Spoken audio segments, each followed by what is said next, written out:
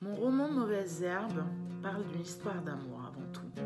C'est avant tout une histoire d'amour entre un père et sa fille qui se donnent la réplique par chapitre interposé.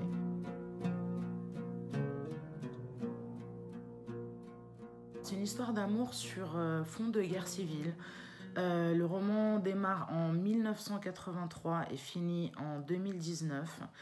C'est l'histoire de cette relation qui est vraiment centrale, qui est vraiment finalement le troisième personnage du roman, le personnage central du roman, et qu'on suit donc durant une quarantaine d'années. Les deux personnages sont profondément exilés, profondément étrangers au monde qui les entoure.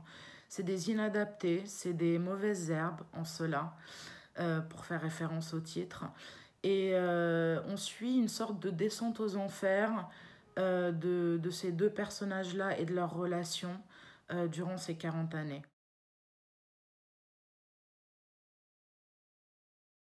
C'est avant tout une rencontre. C'est mon livre qui a été rencontré, le jury. Et en cela, je suis très heureuse parce que les livres sont toujours une rencontre.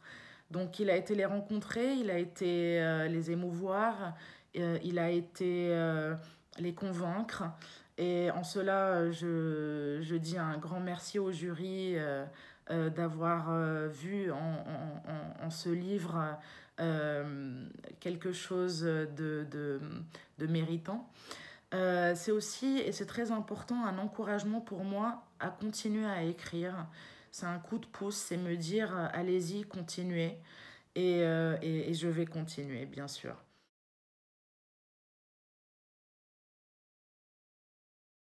Je crois que c'est peut-être parce que le livre porte en lui quelque chose d'universel, qui questionne la place que nous avons dans un monde violent, justement, dans un monde devenu trop violent, et qui questionne cette capacité à vivre ou à survivre dans ce monde auquel on a de plus en plus de mal à s'adapter, à s'habituer, et où on peut se sentir parfois un peu exilé.